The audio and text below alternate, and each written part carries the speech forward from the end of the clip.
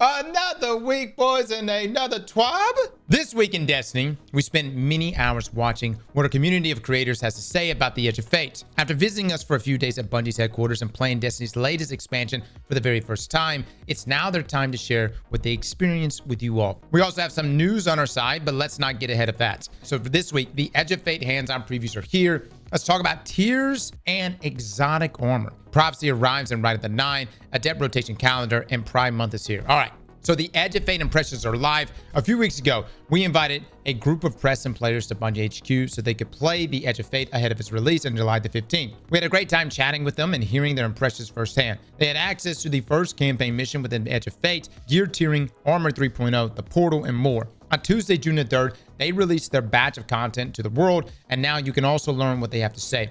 Go watch them if you haven't yet, or if you prefer reading, we got you covered too. PC Gamer and Shag News have previews on their websites as well. I will say, guys, that interview the other day with Tim was so good. That was such a good, and look, some of those questions were just good, like good, hard questions that needed to be asked. So I really appreciate Tim doing that. And I think at some point too, what we'll do, I think maybe going into next week, we'll probably sit down and just go through every interview, and that way just kind of like just combine it all together and take a look at that. Now there's a few topics to follow as you check their videos. First, we have Kepler, the new destination where the Edge of Fate takes place. Kepler is a home to some new enemy factions as well as new allies that will help us unfold the mystery that's brought players to this place. One of the key aspects that define Kepler is how Guardians can explore it by using new abilities like Matter Spark.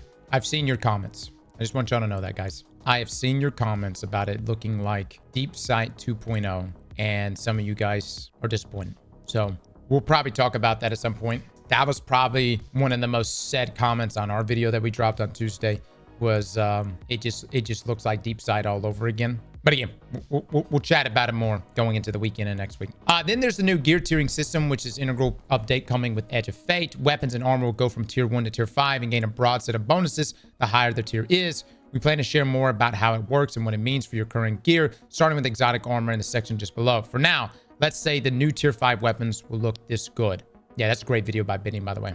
Now, to get the best gear, you'll need to face the hardest challenges like Grandmaster and the new Ultimate difficulty, which you can reach by adding different modifiers to the activities found in the portal. The portal will offer several categories of activities, each with a wide selection of new and updated activities, refreshed with each major updates. All activities in the portal will provide updated and worthwhile rewards, the option to tune the difficulty as you wish to get better rewards, and it will make it easier to find something to play each time you log in. From solo ops to the Crucible and many other activities, the portal will be your starting point for most content in the Edge of Fate. Now, last but not least, we have a reworked set of stats that's now going up to 200 for extra effects and take every point into consideration, pushing build crafting to its limits and making every choice matter. What armor you put on will remain crucial, and the new pieces earned when playing Edge of Fate will always drop with 3 high values for 3 of the set stats. Mix them together to unlock your potential. Now, the best place to test some of these new abilities and weapons we have mentioned will be in the tower's new shooting range. Whatever enemy you want to fight is going to be there, so you can test everything you can think of. Great resources here, guys. I actually think it's awesome that Bungie's including videos from everyone here as far as like the deep dives and stuff into the upcoming systems. So good on them to actually put this up inside of the TWAB. All right, now answer some of your questions. Will we get more vault space? Oh boy. Vault space is not changing in the Edge of Fate, but we have additional vault space and quality of life features planned for Renegades later this year. Stay tuned for details. Man, Bungie,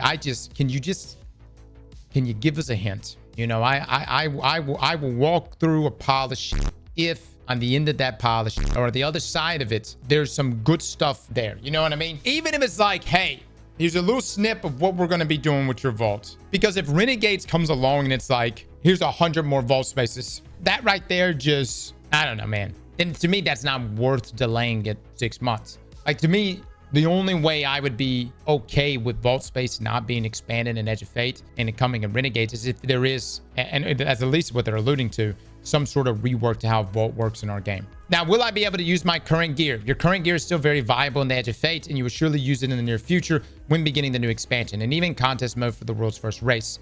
At a high level, the new gear we introduce alongside gear tiering will offer new benefits once you start getting involved with certain activities. Armor will have spike your stats and higher total numbers, as well as specific archetypes that will help you put together stronger builds. Same thing with weapons. The higher the tier, the more extra perks and enhancing options you'll have. We'll have more information in upcoming TWIDs and a full live stream dedicated to talking about gear. Stay tuned. Now, what new weapon archetypes are coming with the Edge of Fate? You've noticed the new spread shot hand cannon, eh? Tune into our next developer streams to learn more about the many weapons coming with the Edge of Fate, as well as their new perks and more. So really, and when's their next stream? It was said in the last 12. Was it June? Is it June 17th or something like that? Oh, it's the 24th. Oh my God, dude, that seems so long.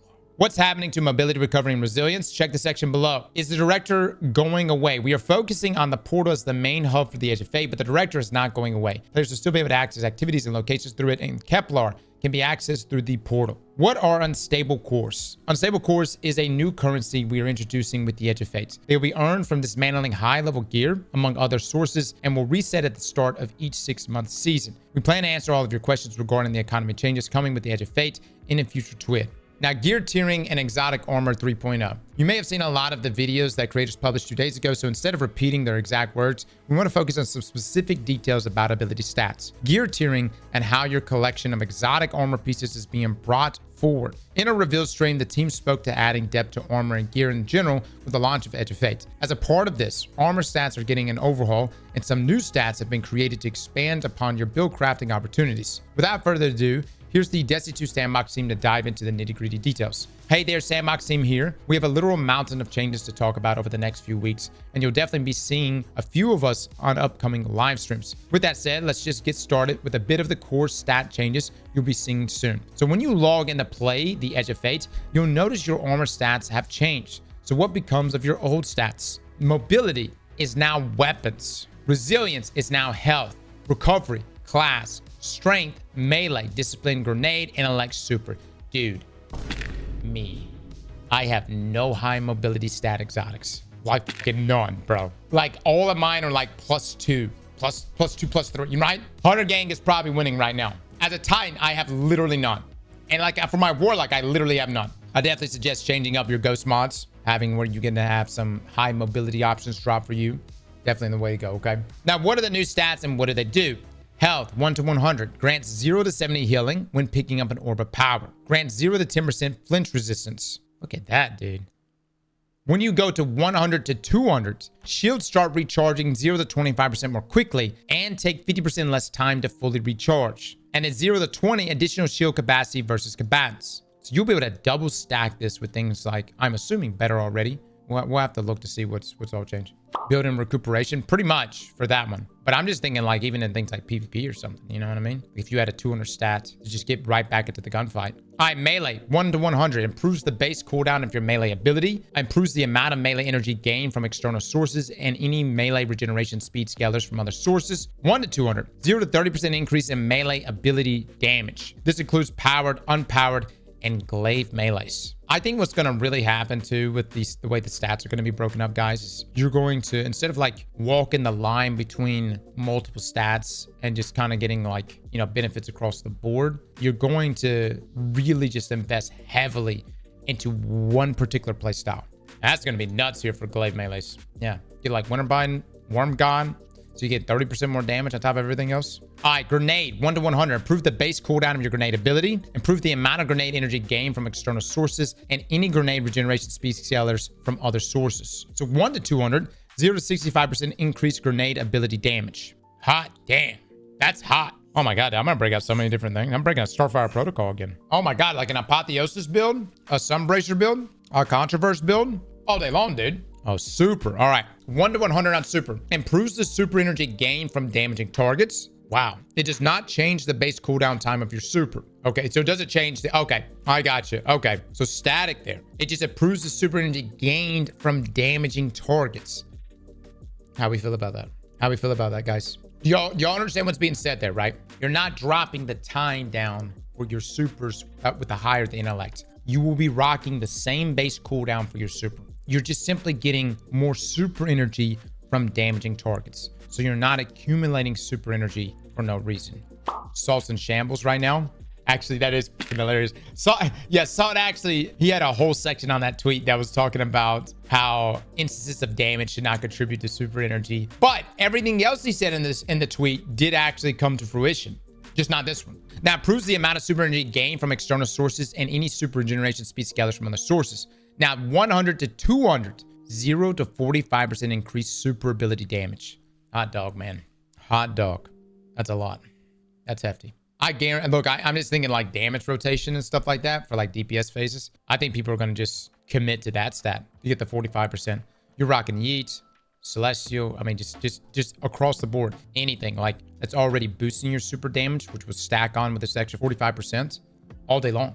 Class 1 to 100 improves base cooldown of your class ability, improves the amount of class energy gained from external sources and any class regeneration speed scalars from other sources. Now 1 to 200 grants a 0 to 40 HP overshield, that being 0 to 10 in PvP on casting your class ability. Duration is determined by the ability used. Example, dodge and thruster lasts 5 seconds. Barricade and rift lasts 10 seconds.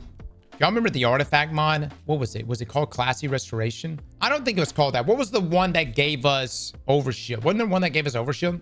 Maybe it's Classy Restoration. That's going to be really good inside of PvE. No, this is really going to be good because Overshields have gotten a buff inside of PvE. So I know you're like, well, that's just 40 at the top end. But no, that's going to be nice, guys. You're going to, especially like hunters and stuff like that are playing up close and like aggressive. You're going to be able to dodge and survive a bunch of shit.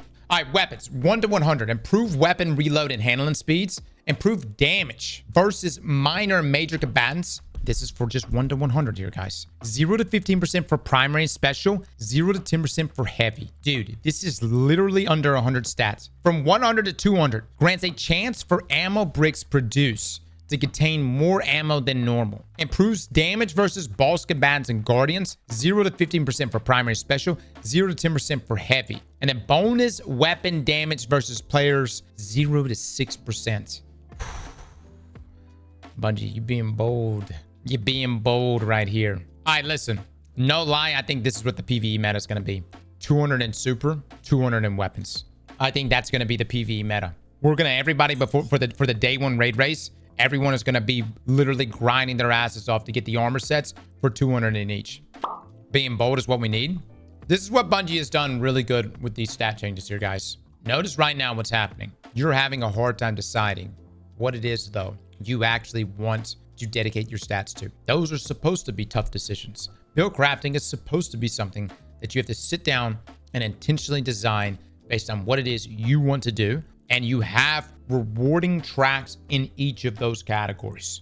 This also means that when you guys submit builds for build battles, you're going to have to actually put down which stats things need to go into. All right? Because the build battles you submit right now, you never tell me which stats to put shit into. Now it's going to be important, and not just important, mandatory, or we will throw your build out. Now, for the stats going away with the new system, we have set them to a fixed value for all players. Mobility is fixed to what 30 once was for Titans and Warlocks and 40 for Hunters. Additionally, there are new leg armor mods to adjust this higher. Now, Resilience is fixed to what 100 once was. Recovery is fixed to around what 60 once was. Now, ability stats and recharge rates. As a part of this major rework, we have tuned all of the base recharge rates of abilities to better align with the way the new stats work.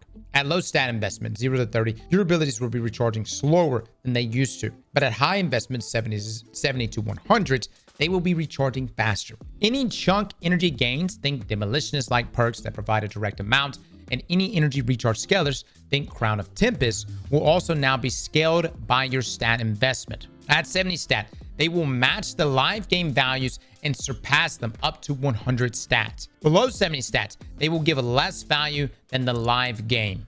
Interesting. Now, we believe that these changes together make the stats more impactful than they have been previously. Oh, hell yeah. As while there are now more trade-offs to not investing in a stat, committing to a stat will allow those that invest in them to achieve even higher potency than before. We hope that this leads to a bit more diverse landscape of build crafting than before, allowing players the choice of committing hard to a single ability type, or perhaps building something a bit more Swiss Army knife, while not allowing the choice of both at once. Internal playtesting has shown that a variety of both brand new and old reliable builds shine in this new system, so we're excited to see what you all cook up. Now let's shift to an adjacent topic, exotic armors. How are they going to work in this new stat system? Exotic armor 3.0. If you find yourself looking at the exotic armor you have now, only to realize you're going to need a different stat setup for your build, don't worry. Since Armor 3.0's announcement in October, our plans for exotics have evolved to better support this transition. With the release of Edge of Fate, we'll be updating all new drops of existing exotics to use the new Armor 3.0 system, reducing the amount of time it'll take to get armor and stats that you want. In addition, we're told Ada 1 gave reproducing exotic armor a try. The supply may be limited, but most Guardians should be able to focus their choice of any previously acquired exotics with some influence over their stats. Of course, if you prefer to take your time and use the roles you have, they'll get the stat updates described above, but don't wait too long. Important. Ada's exotic focusing will only be available in the Year of Prophecy. Okay, that's for the whole year though, right? Like that's like from July through Renegades, correct? I just want to make, they said Year of Prophecy. That would make sense. It's a year. I just want to make sure. As for exotic class items, we'll be updating these items directly with the stats based on the perks they have on them. If you already have perk combinations you like, keep them. If you're still hunting, feel free to visit the Pale Heart now to get ready for the Edge of Fate. Don't forget Zur either. His will may not be his own, but he does bring exotic class items for purchase from time to time. We'll have more details on how this will work, how Ada's focusing will work, and the way stats will roll for all armor in the future twit. Okay, so exotic class items. Updating these items directly with the stat based on the perks they have on them. Okay, I'm just really curious to see how that looks, right? Yeah, Ada's gonna have focusing, but it is limited focusing. That's a great question. If we claim it from collections, will we get the old or new versions of the exotic? I'm assuming it's going to be the new version, but I'm just going to assume the stat distribution is just going to be so bad you wouldn't want to do that. That's my assumption. You're not going to see like mobility in those things. Oh, new stats but no archetypes. Okay, gotcha. That's good confirmation. Thank you, Benny. All right, now Prismatic in the Edge of Fate. During our hands-on preview for the Edge of Fate, we shared an early look at Prismatic tuning plan for update 9.0.0.1. This tuning pass reduced the number of fragments that can be placed on various aspects, and we found the Prismatic subclass have been a bit hot since release. Certain Prismatic builds have increased damage output and survivability to a point where some challenges can feel trivial, and bringing everything else up to Prismatic's level wouldn't help to solve this issue in a healthy manner. We see this conversation about power creep frequently, which is why we take time to tune things up or down during release timelines. This gives us an opportunity to rein in outliers when new content is coming online. While we're still planning an overall tuning pass for Prismatic for a future date, featuring buffs alongside other changes, we'll be changing our approach for the Edge of Fate a bit in response to your feedback. Okay, so essentially just detailing exactly what they went over yesterday, but prismatic aspects that were originally planned to be reduced to 1 fragment slot will remain at 2. We feel this is a good middle ground where some of the more potent aspects are being tuned down, but not by too much, of course. We'll be playtesting this change eternally before the Edge of Fate launch, as well as to make sure it's in the right decision, or it's the right decision. Here's a list of aspects. Okay, so Consecration, 3 to 2. Knockout remains at 2. Prismatic, Salvage Executioner remains at 2 as well, but Ascension and Winter Shroud got knocked down by 1. Prismatic, Warlock, Feed the Void remains at 2. Hellion, though, knocked down by 1. Bleak Watchers knocked down by 1. With many changes coming to our stat system, gear tiering, and armor 3.0, we still see Prismatic as an incredible option for the ad clearing or boss DPS focused players among you. We're looking forward to seeing how you experiment with Prismatic and alternate subclasses at launch. I'm gonna be honest, guys, like, I get everybody's like upset about the nerfs, but dude, after like looking at these stats up here, man, after seeing what weapons, class, super, grenade, melee, I think we're gonna be all right. You know, I think we're gonna be fine. I'm actually thinking like it's gonna take a second to get there, but I think we're gonna be strong. Winter Shroud is a legit insane to nerf. Yeah, I'm surprised too. I'm surprised too. We'll see. Maybe there was something internally in Bungie that they saw that, I don't know, maybe they're just trying to get people to quit playing Hunter. I don't know. All right, Prophecy is on. Prophecy is the featured dungeon for Rite of 9 for 2 weeks until June the 17th. How did you enjoy the changes we made? Actually challenging. The final boss was challenging, man. Have you been able to complete the Sparrow Road without wiping? How many of your teammates fell to their deaths in the Kel Echo encounter? There are 2 quests to complete this week in exchange for the Hollow Foil weapons, and another one is awaiting next week. That's on top of the rolls you'll be getting when completing the dungeons. Try Ultimatum difficulty if you're feeling brave to get some Adepts. Next week, we will have increased rewards and drops from enemies turned on, so save some of your strength for then. Once we reach June the 17th, all dungeons will be unlocked in Rite of the 9, with the first week having increased rewards for all of them, and the following weeks having 1 featured dungeon with that extra loot. Here's the calendar as a reminder. So from June the 17th until June the 24th, all Rite of the 9 dungeons will be available to play at any time and at any difficulty. Week of June the 17th, increased currency drops active for all dungeons. From June the 24th until July the 8th, all dungeons are available and one will have increased currency rewards. Okay, so week of June the 24th, Spire. Week of July the 1st, Ghost. And week of July the 8th, Prophecy. And then from July the 8th to July 15th, we'll have a Lootapalooza that will begin. Increased currency rewards and weapon drops from enemies in all dungeons. We will turn on a new way to spend your non-nary manifold currency. Now, Prophecy is available. So are some of the more latest Bungie rewards. Both the Rite of the Nine, Raglan, and the Speaker of the Nine displayed metal poster are now available at the Bungie store. Complete the required triumphs to unlock them. You have until July 15th to earn them. Okay. How's everybody feeling about Rite of the Nines? 1 to 2 words, maybe 3 at most. How do you feel about Rite of the Nines? Boring, meh, lame. Yeah, I will say this. We kind of made weapons inside of Into the Light so desirable last year. We knew we were going to be able to enhance those weapons when we got into the final shape. And so like the whole time you're grinding for this gear, you're getting all this loot, you're storing it in your vault, and you're like, dude, I'm getting a god roll that's going to become an even godlier roll once final shape came around, which I thought was an incredible design point because it incentivized every single one of us to just grind our asses off. On top of Onslaught being really, really fun as it was new, and then Pantheon being incredible as well. I just loved how prepared Pantheon made me for the final shape, dude. Like that right there was like, it was raid boot camp. That was the best preparation going into the final shape. Adepts rotation calendar. When the Edge of Fate launches, Adept weapons will be going away in favor of the new tier gearing system. Before that happens, we want to be crystal clear on when you will be able to earn Adept weapons from Trials of Osiris and Nightfalls in case you want to complete your collection. Check the calendar below. Oh, yes. There it is. All right. Up and Trials of Osiris as well. Okay. Good stuff. Good stuff, everybody. Pride Month has begun. Happy Pride Month. The Pride at Bungie and Trans at Bungie Inclusion, Diversity, and Equity Association are celebrating the occasion with some new and classic goodies. Celebrate Pride with the color and cause. Earlier this week, we were thrilled to launch our brand new Pride Shader Pack, bursting with bold, joyful shades inspired by the diversity and vibrance of the LGBTQIA+ community. And this bundle isn't just a fresh way to style your Guardian, it's a way to make a real-world impact. While available in-game for every purchase of the Pride Shader Pack, 800 silver, 550 will be donated to Advocates for Trans Equality Education Fund, an organization that works to advance the rights and well-being of transgender people through education, public awareness, and community-based advocacy. Shader names Invisible Boundless, 10th Muse, and True Self. Show your pride, stand in solidarity, and light up the game with the color and purpose. Don't miss your chance to add this vibrant palette to your collection and make a difference. This shader bundle will be available in the Eververse store until July the 1st, 2025. If you can't get them now, rest assured they will return in the future, just not for a while. All right. I've seen some pictures of some of the shaders. They look pretty fire. I think one of them is like very like animated. More Pride Month classics. We're of course excited to continue celebrating Pride Month with Bungie's Pride Collectible Pin 2.0 and Infinite Prismatic Emblem. Since 2019, Guardians have helped raise funds for It Gets Better, a non-profit organization that strives to uplift, empower, and connect LGBTQIA+ youth around the globe. Through storytelling, media, and educational resources, IGB proactively supports and questioning youth to explore and define their own journey. This year, we are happy to continue supporting IGP during the month of June for each purchase of Bungie's Pride Collectible Pin 2.0. The Infinite Prismatic Emblem will also be available with a $10 donation through the Bungie Foundation. Through June the 30th, all net proceeds will support IGP. Wear your pride on your sleeve. We invite all allies to show your support for the LGBTQIA+ communities by donning your best Pride fashion in SC2 with this new free Pride shader, Prismatic Expand. Oh, this is what we saw the other day. And look at that. I thought it was animated. That's so good. There you go, guys. Some extra drip if you want, and also an emote in a trans mat effect.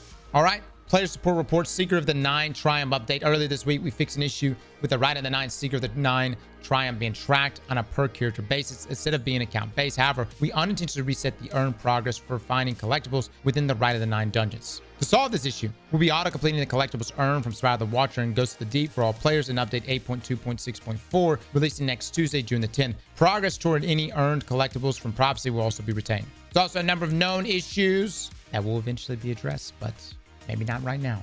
Might be after Renegades or potentially Prophecy. Or not Prophecy, Edge of Fate. All right, as a final note from Bungie, we're getting closer and closer to the Edge of Fate. And we intend to share more details about what's changing in the following weeks through creators, our own streams, and also our weekly twists. Destiny is evolving as always, and we hope that we have shown so far, what we've shown so far has you excited. We know Titans are particularly happy with the new exotic they are getting. I summoned the Meow Meow, the Destiny 2 community team. All right, there you go, guys. That is the TWAB. That's the TWID. I will say the stats, those changes, they got me hyped. I'm hyped. I'm excited. We'll see if that's enough. Maybe it is. Systematically, I think it's a major change to them. And it's definitely going to change how many of us build craft. Was everybody happy with today's TWAB? Are you guys excited? Hold on. Actually, let's take a different poll. Have you pre-ordered Edge of Fate? Can we get a poll on that? Have you pre-ordered Edge of Fate? Answer truthfully. Don't be an asshole. All right. So 48% right now is saying they have pre-ordered it. 52% says they have not pre-ordered. Okay. So Bungie really wants the 52% money right now.